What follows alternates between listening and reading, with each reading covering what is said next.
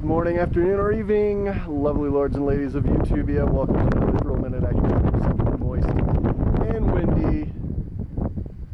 Twisted trails, riding deep. You may have noticed that my mustache has grown yet more powerful, and I've grown even older. So today, we're gonna go out for a training ride out to my turn track here in Cedar City, Utah. And the point of this ride, I'm wearing all of the gear that I really should be wearing during a desert race. Neck brace, knee braces. I feel very encumbered right now. But that being said, I swept the 2021 Rhino Rally last Saturday as a sweep and medic. And what I noticed was the injuries that people had were where they didn't have armor. So there's only 3 pretty bad injuries that I dealt with, and yeah, the abrasions, the cuts, the broken bones were all in spots that could have probably not had those issues had the guys actually been wearing armor right there. Most notably elbow and forearm armor. Children are so much fun. So anyhow, we're gonna go out there and wear all my gear, see how annoying it is. I really have a hard time with my Liat neck brace sometimes. Just being able to look up high enough seems to be annoying at times. And you know, the jury's kind of out on its effectiveness. I don't know. What do you guys and gals think? Have you used one? What are your thoughts? Obviously, I have not broken my neck recently or ever without one. So, and I've crashed a lot. But I don't know. The high speeds involved in desert racing might seem to necessitate the use of a knee brace, or neck brace. So there's that. Also, of note, my YZ450FX 2019 model is doing good. I got second place in the that race that I did out in Nevada last month, and it is a great bike. It is a whole lot to handle at times, so I'm actually thinking about selling it and getting like a 350 4-stroke like the XC KTM that I had back a while back, or a 300cc 2-stroke of some type.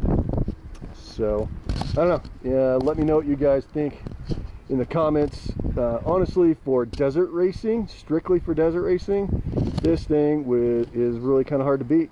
I mean, straight line stability is fantastic. It's just when I'm going out to play ride and trying to crawl around through rocks and whatnot, and everybody's got slightly smaller bore bikes and or the 2-strokes, just this bike gets to be a handful. So it is just a whole lot of bike, but I just gotta not be able to, I suppose. All right, so let's get riding.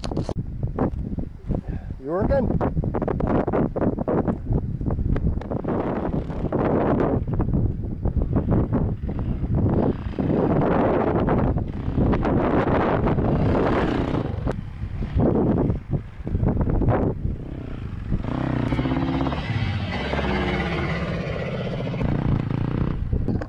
You ever wonder why you don't get a whole lot of off-bike footage from just normal YouTubers? It's all the walking you have to do. Just kind of a pain in the butt, frankly, but that's okay. My camera's broken, so I can't mount it on my helmet right now, so that's good. It builds character, right? Good times.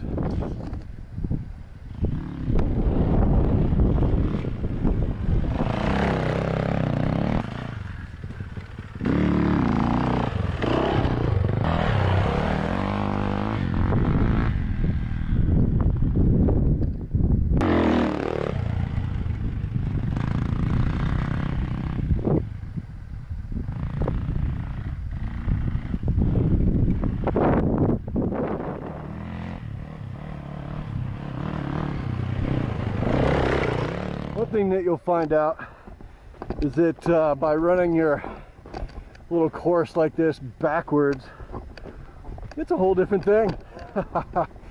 Yeah, totally different. All the corners have different apexes, and the rocks are obviously different as far as their location. Well, never mind. They're in the same spot. They don't move.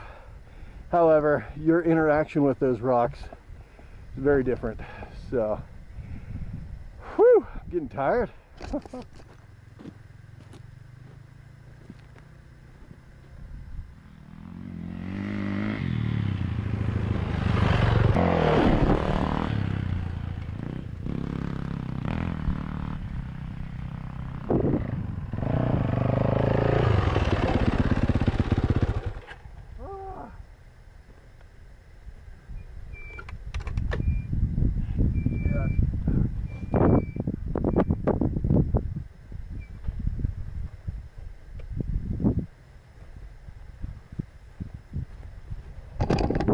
Well, guys and gals, this is how I train. Woo! Not normally just walking back and forth with the camera, but you know, just out here on this tight, I wouldn't really call it technical, but marginally technical terrain. I'm not sure that it does me a whole lot of good for desert racing. It's great for endurance though, and bike handling. So there's that. All right, camera, you're going in my backpack for a minute because I haven't even finished one lap yet.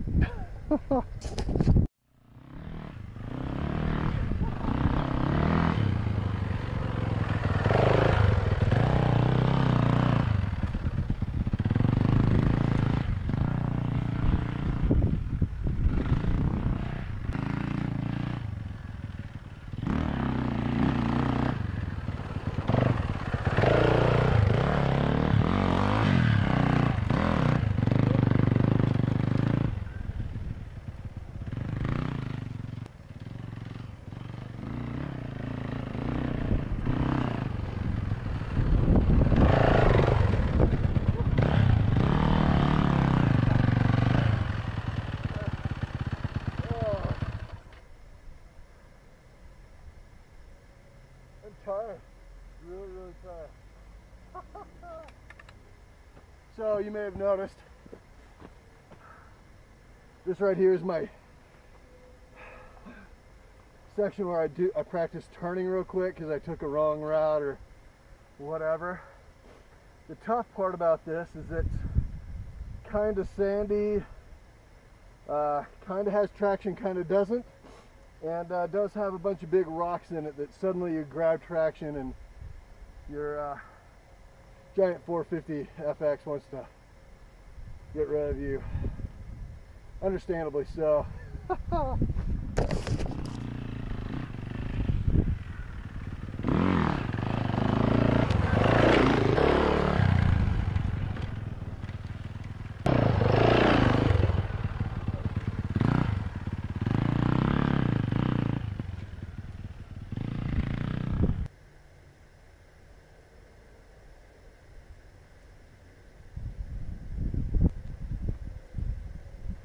Whew.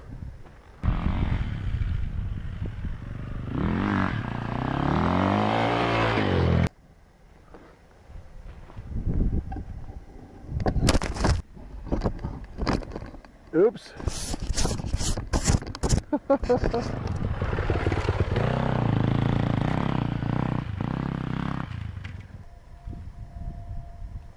Gonna work out one way or another.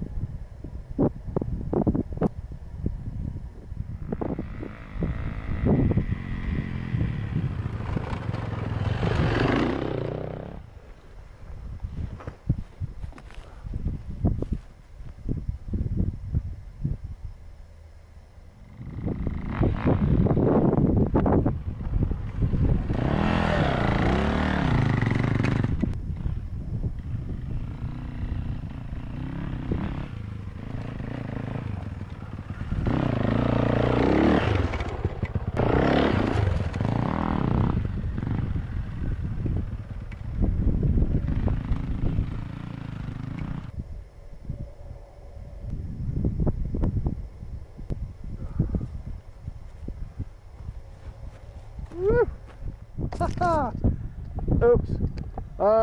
So I did actually finish the course. It ends up right over here. I almost ate crap on that little tiny hill.